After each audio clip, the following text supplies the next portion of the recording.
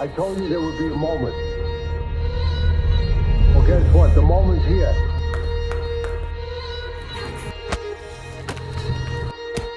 The fight is coming. Let's go! Boxing King Media in association with Boxstro. A bit of a strange interview today for the first time ever. I understand this is the first time you're doing a sit-down interview with anyone, Fred. Yeah, I don't do interviews. It's kind of ironic because I am an interviewer, but I've always turned them down, politely turned them down, but I've always said no because I always thought I never had much to talk about. I still don't think I've got loads to talk about, but everyone, I was sitting down with all the other interviewers here and I was sending them a few stories and they seemed to be really interested. And I was quite surprised. I was like, okay, I'll give you an interview. I do respect you as an interviewer. It's good because I can kind of tell now who the good interviewers are and who aren't maybe as good, but I do like your stuff. A lot of people speak very, very highly of you in the industry. You do it all by yourself as well, which is the same with me. I got a few people help me out here and there, I guess, advice-wise. But no, you do everything by yourself, and I find that very impressive. So I guess that's why. Yeah. Thank you. I genuinely appreciate that, and like the respect's the same because I know what you're doing. You're almost half my age, and you're doing it. So I know the kind of grind you've got to do to grow a platform, and you've done it rapidly in the last year or so. But before I jump onto that, I'm just curious, who's been speaking highly of me? Speaking badly about you. Speaking highly of me.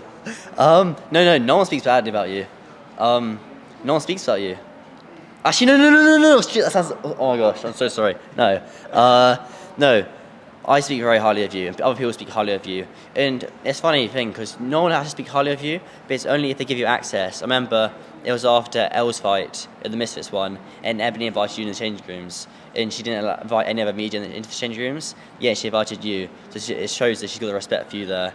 And obviously, Ebony's doing very well herself. So it's when other people give you the time of day, you can tell that you've worked very hard for it. Yeah, 100%. And you've kind of smashed the whole influencer, porn star, OnlyFans, I don't know what to call it, like that scene where it's not just professional boxing, it's just a different world, and you're getting the numbers. But we're going to come to how you got to that point. So let's just like kind of rewind back a little bit. So I remember coming across you for the first time. I remember you actually DM'd me a few years ago. Really? I can't remember who it was now. I've DM'd everyone. Yeah, you probably have. I might just load up my Instagram whilst we're talking. But so basically, you was doing obviously professional boxing events. I remember you. I remember you. Yes. Yeah. Instagram's Fred PD Bet. Yeah, and you was rocking up at events, and you was getting the odd interview, etc. But obviously the numbers were massive. At what point did you think like I'm wasting my time here with professional boxing? There was never a point because I just believe I don't consider myself successful, but I think to get any level of success, you have to have some sort of stupidity about you to have such blind faith in something. So, for example, I've been working hard every single day since the age of 16. I'm now 18, so it's been a while. I'm always tired. Like even now, I've got the bags under my eyes, and I'm kind of used to being tired at this stage. I can't really remember the last time where I was just not. I remember the last time where I wasn't stressed out. I wasn't on edge. I'm happy, but I'm always stressed out. I'm always on my toes. I'm always replying to someone on my phone. I'm always sorting something out. I started when I was 16, interviewing a lot of the pro boxers. Did that until March of last year, so 2022, when the Showstar event happened. I just went along and did a bunch of interviews. It went from 2,000 subscribers to 17,000 in like a week, which is insane. But before then, I still put in the graft. I still put in uploading once or twice a day, a full interview, which is quite a lot. So I still made quite a few good contacts in the boxing world. Before then, I had interviewed Tommy, Tyson, Eddie Hearns. I still had a few big names on my resume. Now I kind of interviewed everyone, so now I'm kind of happy with that. But before then, I had. I'm really waffling now on my toes. But basically before then, I hadn't really interviewed anyone. And then there's that event, the views just shot up. Then of course, I went back to professional boxing, and they shot back down again because I have more of an influencer fan base. You won't believe it just rocked. Who's this? Who do you think it is? Oh, Deji! Wow! Give me a hug. How you doing, bro? I did my first ever interview. For real? Yeah. Oh, sorry. That's probably that's good because that's probably going to get us the next 100,000 views. I'll see you in a bit. All right, nice to see you again, Deji. Deji, say hi from Shane for me as well. Yeah, I will, awesome. bro. Take care. Check that. So not only have we seen Deontay Wilder rock up today, now Deji just randomly rocks up and he's just given us the thumbnail as well. Oh, perfect. No, I was moving on to Deji as well. That's good that I wasn't talking about him when he arrived. A little ego boost for him. No, yeah, so, yeah, Deji gave me about 3 interviews that week. And he hasn't given me an interview in a while, actually. Now he's here, though. I'll find him. Just joking. Deji's amazing. He's always been really kind to me. It's interesting when you're at the very... I wouldn't say I made it anywhere, but when you're at the very bottom, it's interesting to see who's there for you and who's kind for you. And then when you slowly make your way up, it's interesting to see then who's really nice to you after that. So it's quite... I guess I've had success in a short... That's a very, very good point, that. I'll jump in there because I can relate to that. So you'll see when you're grinding away which people help you out on the way. And because you're doing it at the age of 18, you will probably get a lot more love from people now than that kid turning up who looks like he's 16 with his red jumper on. Would you say that? Yeah, I would say so. But I believe that I'm kind of the same person I was now when I have something, when I had like kind of nothing. The only thing that I guess I've changed is I'm probably a bit more colder. Like maybe I'm more unhappy now than I was back when I was 16, when I didn't have anything whatsoever. Like now I can earn a living doing this. I guess I'm enjoying life. I enjoy what I do. I'm probably more happy back when I was 16, when I was doing like the odd interview here and there. Just because of the level of stress and some stuff that's happened in the past with work, where people have kind of tried to mess you around. People try to get one over on you. I won't name any names, but like in business, where people try to it's quite cutthroat, and people see me as kind of a vulnerable kid, and they try and take In the advantage. YouTube world? Yeah, in the Just YouTube give us some stories. What kind of stuff happened? Trying to think. Well, I'll give you a recent one actually. I'll be very, very careful I speak here, but I need an accountant because I'm not very good at maths, and you'll be very careful with taxes and stuff like that.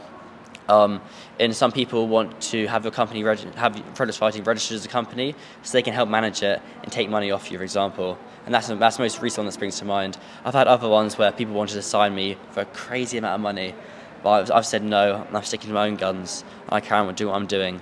So there have been like lots of times in the past. So I guess now I'm a lot more wary. I'm still very, very happy, but I'm a lot more wary now. I'm a lot more on my toes, I guess, yeah.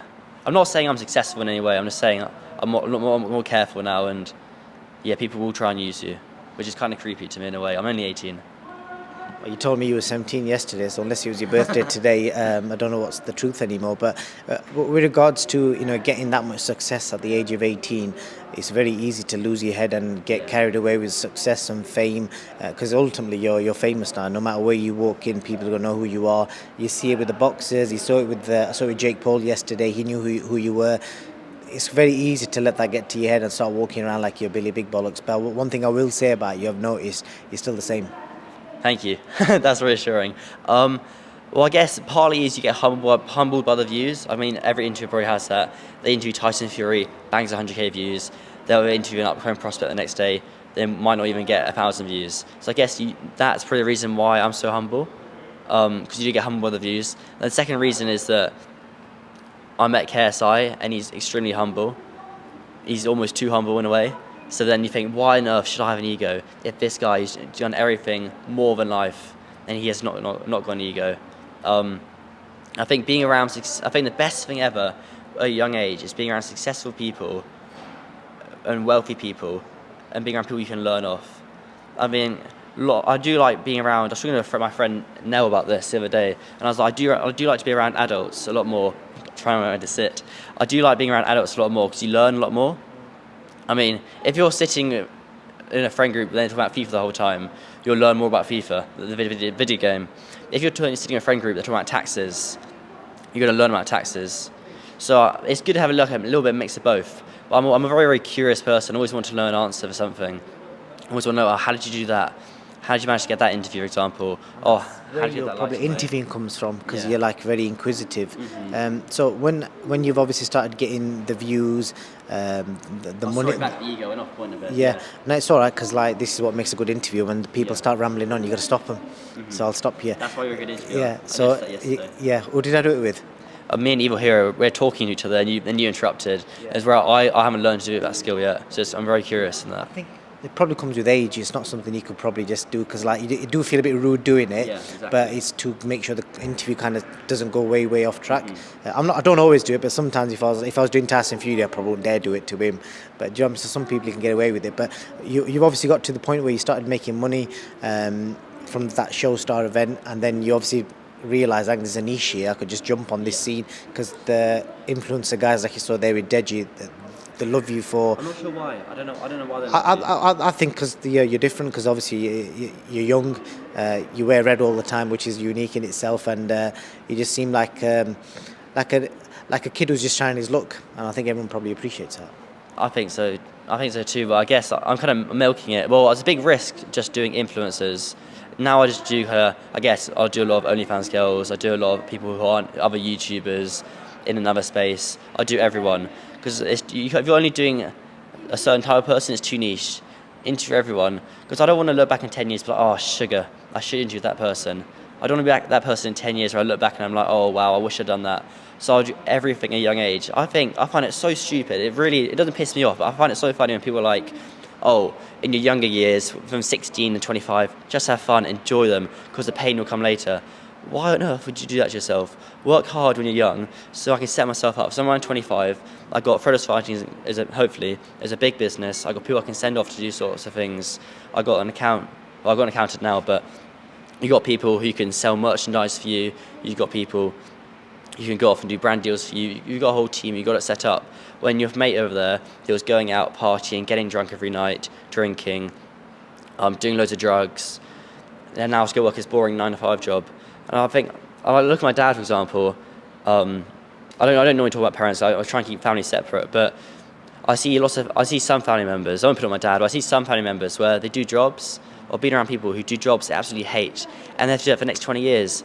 And I think that's absolutely insane. I find that crazy.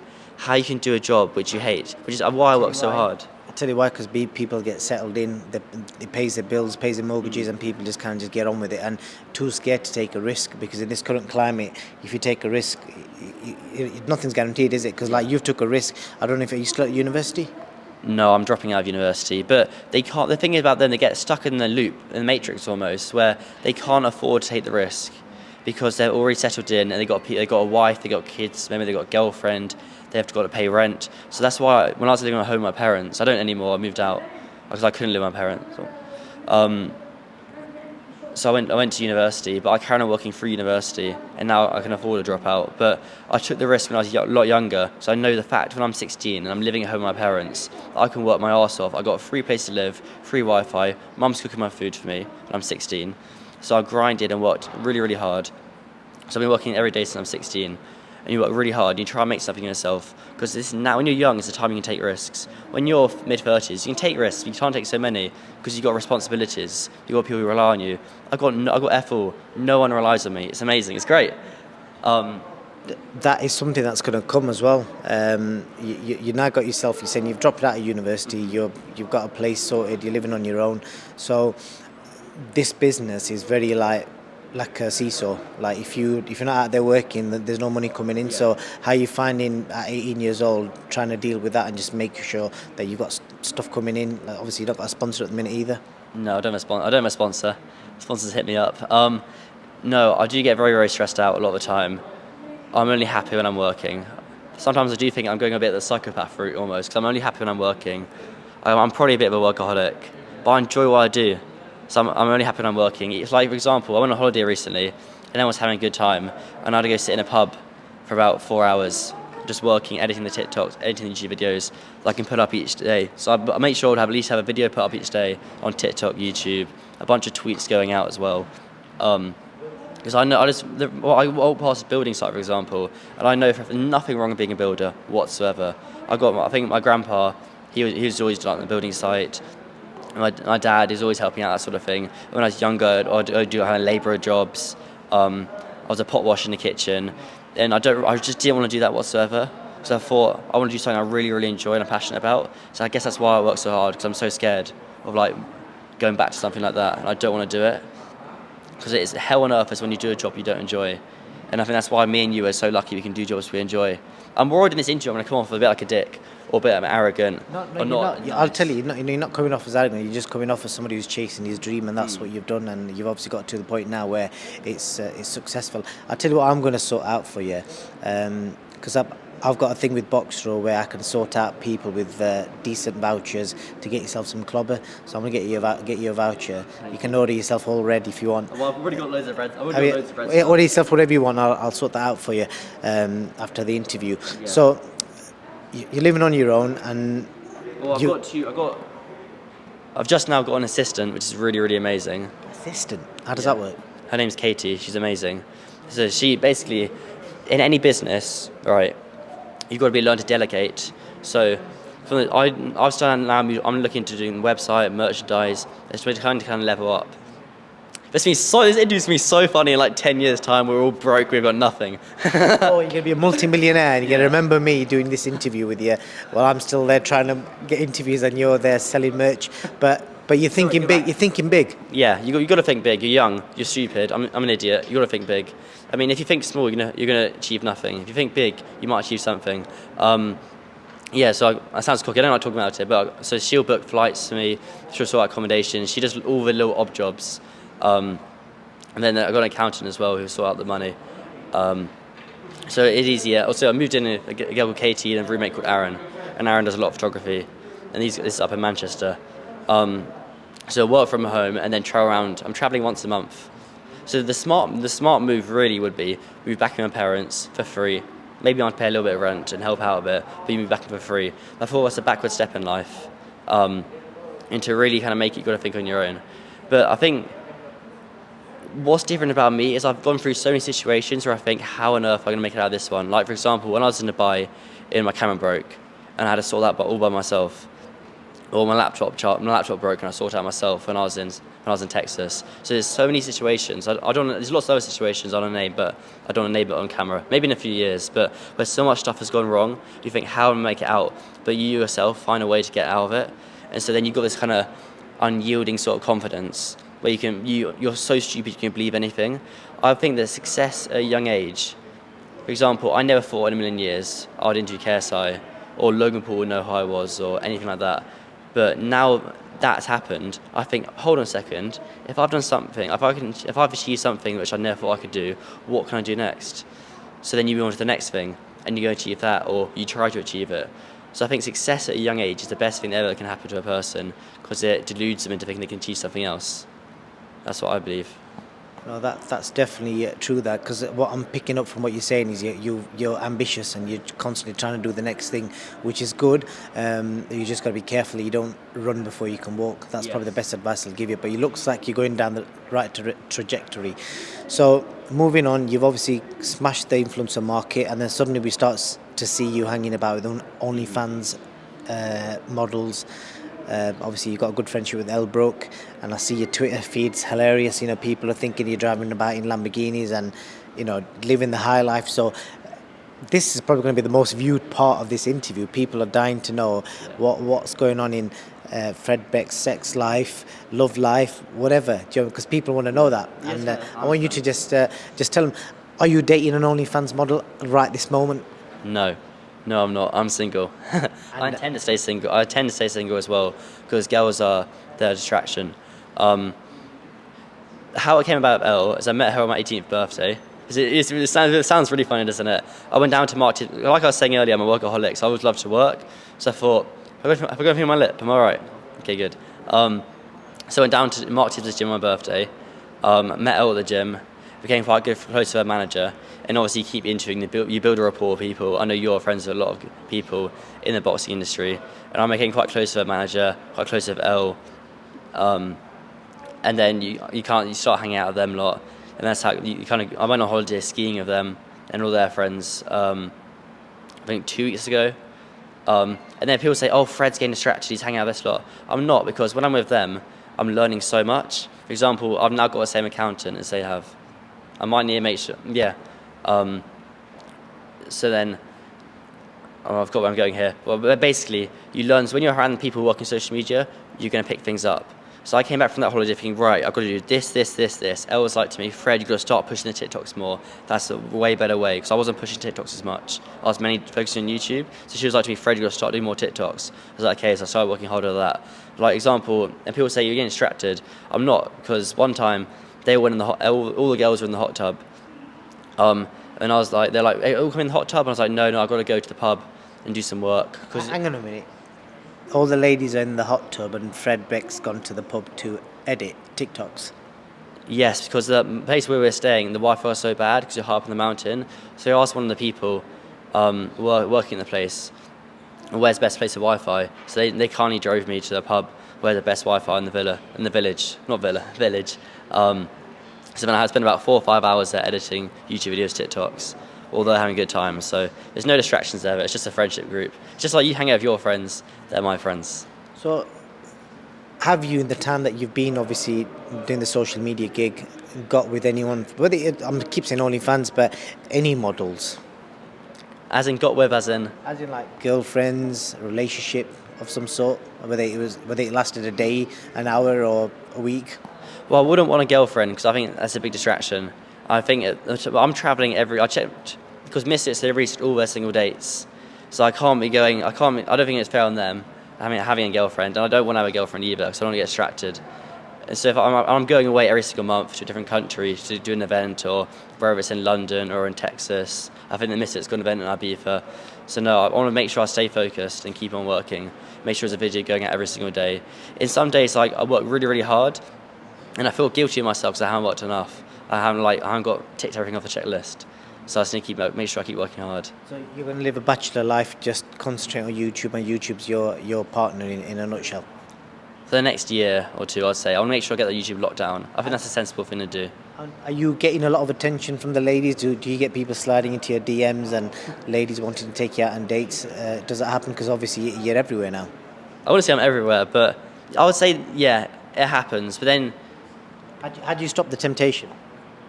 well, you just look back. Because at the end of the day, you're 18-year-old lad and your hormones are high, and it's the age where everyone wants to just get it on. And so how on earth are you that focused to ignore that? Well, I don't care about nothing else. All I care about is the Frederick's fighting, if I'm being completely honest. That comes first before anything. Before friends, family, Frederick's fighting is always first. Because that's the business. Because things will come and go, but Frederick's fighting is always going to be there. And that's what you've got to remember. So I always prioritise that. Interesting stuff, man. So, going in the future, is there anything you could tell us about, what you may have lined up? Because obviously your trajectory is like flying at the minute. You're on 70-odd-K subs now. Your views are huge. Like even this event, the Tommy Fury, Logan Paul event that we're at, Jake Paul event. You probably scored most views in most channels that are here. Channels with like way bigger size than you as well. So surely that must attract attention. People that you're speaking to. What is the immediate plan in the future? I need to make a business plan. I have to talk to a few people about that. I guess carry on as you're going. Don't get distracted. You're right, because obviously you got a little bit more money coming in. You probably get more attention from more people. But you have got to stay grounded. Got to pronounce the words properly. I don't know. I just managed to stay grounded because I'm just so focused on YouTube. I just want to be successful that badly. I don't want to work a normal 9-to-5 job. I just want to do YouTube. I just want to do interviews. I think there's nothing better than just talking to someone honest, like what you're doing right now. I can tell you're listening the whole time. You're going off my points. So it's very, very interesting. I think it's nothing. I'm looking around and doing everything and listening to you at the same time. Yeah, it's really interesting seeing you being interviewed. YouTube always come first in anything. The plan, I want to do merchandise, have a clothing line. I don't want to have it as Fred Talks Fighting merch. I think that's a bit cliche or cringy. I think the smarter way to go about it is having your own clothing brand, and I think that's more long term. I'm not focused on the short term. Shall I give you an idea? Should I give you an idea for a branding that just came into me? Yeah. Fred Talks. That's it. Yeah. That could be a good clothing brand. I'm always focused on long term, because short term, I can take a short term deal with a company which hasn't got a best name and get paid a bag, which would be really, really nice. But I'm always focused on the long term sort of thing, long term goals. What over the time that you've had all this success, has there been any horror stories where you've had a mad fallout with somebody and like you thought, shit, I'm never going to get into from that person again? Any horror stories like that you can share now? No, because I've always known that relationships come first. and you've always is an interviewer. I rely on people to interview, and so do you, so does Coogan, so does everyone. You rely on people to interview. So I've always, if anything ever has happened, which it actually hasn't, I'll always make sure to try and fix that as best as I can, best of my ability, as best as I can, because you do rely on relationships, and money can't buy relationships, and that's, I think, the most important thing in life. What about other channels when, because when we're at gigs, everyone's there trying to get the content, there's people queuing up. It's probably a bit more laid back for the influencer shows, I reckon, but for the pro boxing events, it's a bit more like dog eat dog. Yeah, it is. The last proper professional boxing card I covered was Fury White. Or it was a Wasserman show, actually, with Linus Udelphia and who was the other boxer? You might help me out here. It was on May 11th, I think. Linus Udelphia versus... Oh my gosh. I know what show you're in about, the one he lost, yeah? Denzel Bentley. Yes. Yeah, that was a really good fight. I went to that one. But yeah, it is dog-eat-dog world. I guess when I'm young, you get used to it quite quickly. When I was 16, with your little microphone, little tripod. You ever had any awkward moments with other channels, like, where it's queue jumping or giving you dirty looks that you felt like, you've not got a good vibe from them? No, because I've been younger and I've probably got away with it. Or I've been too naive to notice it. That's probably the way, yeah. Yeah, because it does happen, What do you think of... I mentioned Parsons because obviously he's same sort of age, and he's kind of like he's been given that platform by Eddie Hearn. Eddie's like kind of helped him get himself out there. Why do you think Eddie's chosen him as just somebody to help grow over anybody else? Because Charlie's very young. It's good. It's a nice story. Like even Joe here, he was getting the big one earlier. I like Joe. I remember I was talking to Joe earlier. But Joe, do you remember when we were sitting in York Hall about 2 years ago? And now we're here in Saudi Arabia. It's kind of surreal almost. I mean, I came up with Charlie. I remember talking to Charlie ages ago, before channel even blew up, when I was on like 2K subs. He had just started working for Fight Stars TV. And we were both at the very, very bottom. We're still not very high up, but right then we were at the very, very bottom, like dirt bottom. So it's quite nice kind of coming up alongside each other. So I'm very, very happy with Charlie. I do talk to Charlie a lot. I know it's not seen on camera whatsoever.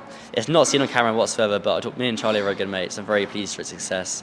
The reason why Eddie Hearn's, I kind of maybe being more lenient and talk to him a lot more is because Charlie's generally a good guy, and Eddie's around so many people. He'll have a skill to read people. And Charlie's not about the money. He just isn't about the job he enjoys. That's why I'm so happy for him. Definitely so. I thought I'd mention him because he's same sort of age and he's doing what you're doing in the pro boxing scene. And then that's it really, Fred. Is there anything else that you think that we might have missed that you'd like to mention? What Time Booth you were mentioning earlier? Yeah, we were talking about Time Booth. He's a big fan of your work, isn't he? He rates you. I think I get the feeling he's more excited about the fact that you're hanging about with OnlyFans models. That's something tells me that it's something to do with that. Well, Tyne does get a lot of stick. I guess he does maybe slag quite a few people off, but I remember talking to my friend about this. I was quite close to interviewing Andrew Tate one time. He said to me, "Oh yeah, we'll do an interview. I'll do an interview with you when you're in London. When I'm in London next." Check my Instagram stories. Then his Instagram got deleted, so he couldn't. I've still got his email now, and I've got Tristan's email as well. And people are saying, "Why on earth would you want to interview Andrew Tate?" I'm just curious what they got to say. I'm not going to suck up to them or change. I'm just curious what they got to say. Like, you're giving them a platform. Who cares? I just want to see what they got to say. So like, I interviewed Tyne Booth back when I was 16 years old.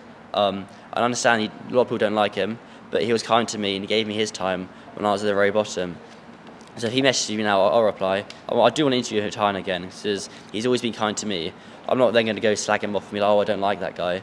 Why would I do that? He was always very nice to me. If he's nice to me, I'm not going to have anything against him. I understand he does diss a lot of other people, and maybe that's not great, but that's his thing. That's his stick. But he's always been kind to me. I remember. I can't find the messages, but he's always like, when I was at the very bottom, 2,000 subs, he was like, "Oh, keep going, trust me, keep grinding. I'm proud of you," all that sort of thing. So he's very, very kind to me. So I've got a lot of respect for Tyne. Fair play. And I think whilst we're talking about controversial figures, it's probably best finishing on Andrew Tate. What do you think of Andrew Tate? What's your overall opinion of him as a person? Because obviously you've seen the bits that people clip out and put on TikTok, etc., without the full context of what the conversations have been about. So you'll know about that. So overall opinion of Andrew Tate? Well, I feel that a lot of people my age, obviously a lot of girls don't like him because he has said a lot of things like girls, but I can talk for another like 20 minutes about Andrew Tate because a lot of what Andrew Tate says, for business world, is actually correct. And a lot of people at my age, I'm not saying what Success says about women, that's not correct. But a lot of what he says about business is actually correct, because a lot of people are very right and naive. They haven't seen the proper world. And I guess I've been exposed to that world when I'm quite young. And so when he's going about all the motivational stuff and he's going about business people, it's actually very, very true. And I'm kind of hanging out with my mates and they're like, oh, he's bullshitting on that. He's lying about that. I'm like, no, it's not, because I've seen the stuff that goes on. I've seen the stuff about business. I've seen people try and mess people around, cutthroat people, mess people around. So a lot of what Andrew Tate actually says is actually is true. A lot of voices about women isn't true. I don't agree. But just because I don't agree with some of his other opinions, I can still agree with some of his opinions. I mean, everyone Andrew Tate, and I've got common friends with Andrew Tate as well. Tam Khan, who's based in Dubai, he's got TK MMA Fitness. I was talking to Cam, I messaged him earlier saying just how's it going. And if it was a really nasty person, Tam wouldn't be friends with him, would he? And Tam's a lovely man. So I guess in conclusion, I agree with some of the stuff. I agree with some of the stuff he says. I don't agree with some of the stuff he says. But a lot of what he says about motivation and stuff like that, and business-wise, is very, very true. Stuff about women, obviously, I don't agree with. But I'm mates with Jonathan. I'm gonna go eat some food with him. He might say something I don't agree with. Doesn't mean I won't be friends with him anymore. It's just like people are too easily offended nowadays, and it's the people at home, sitting at home, doing nothing in their lives, are the ones going to be commenting the most, I would say. That's quite a valid opinion. And I've got one last question for you. Obviously, you choose to be on camera when you interview. Some people choose to be off camera. It's like 50-50 split on this whole YouTube scene. How are you finding dealing with the fame? Because most people that don't want to be on camera are scared of the curse of fame, because what it brings is people judge you. Obviously, you've had your hair done, so people are commenting about that all the time. Judge how you look. Does that bother you? No, I couldn't care less. I don't really get much hate because it's the other person giving. I shouldn't say that now. Maybe after this interview, I'll probably get a ton of hate. I would say the reason I did it was back in March. I could tell a lot of the YouTubers I was interviewing, they weren't used to being interviewed, so they weren't very comfortable with having the bright light in their face. Because right now it could be quite intimidating. So I thought, hang on a second, if I just do it in front of the camera, they might be more relaxed. And turns out they were. So I just kept doing that. In my channel was Fred Talks Fighting, so I thought, in every other channel was Boxing King Media, Boxing Social. They haven't got their name attached to it, so I thought, hang on a second, I should make myself more of the brand. So I'll wear the red jumper. And I always wore red. I've always worn red. It's not like a stick or anything. Like even now, we weren't meant to do this interview. I've rocked up in red. So I thought it made them more comfortable, and it would probably help build a better rapport with them, and people can relate to the person. It's not an unknown face interviewing them. So yeah, I would say so. Good stuff. You know, the maddest thing is I've only just realised this very second. You wear red because your name's Fred, innit? Is that And my middle name's Demon. Maybe, I don't know. I guess those I two. didn't know that. Oh, I really? genuinely didn't know that. So Fred, it just literally occurred to me, Fred, red, a red Yeah. demon. Wow, that makes sense. So Fred, it's been an absolute pleasure. And what I'd like to do is in probably about 12 months' time, I'd like to recap on this and see where you're at. So you're on about 71k subs. Let's see where you're at in 12 months' time, and you might be a global tycoon. Maybe I'm like not doing this at all anymore. Maybe I'm dead. I talked to Slim the other day. It was so funny. I was talking to Slim and I was like, there's no way I'm alive till 21. And then today I was in a car crash and Slim was like, nearly went there, mate. So I don't think, maybe 12 months, I don't know. My life's quite crazy right now, so I might not be around in 12 months. You never know. Definitely don't want you to die, Fred. But if you did die, this video will probably do millions It of would do views. so well. You would. So part of But the I'd rather have you stay alive than drop dead, Fred. But that, which is a movie as well. So Fred Beck, it's been a pleasure speaking to you, and we'll catch up in 12 months' time. I hope I haven't come off as like, because people know it's kind of like the one who's laughing the whole time, and that's when I'm really enjoying myself. But I don't laugh as much anymore. I guess I'm a bit more cold and more kind of just work mindset now. But hopefully I haven't come off too bad. Hopefully it's been okay. It's been fun. I've enjoyed it. I think there's a queue behind me as well now. Thank you, Fred. I told you there would be a moment. Well, guess what? The moment's here.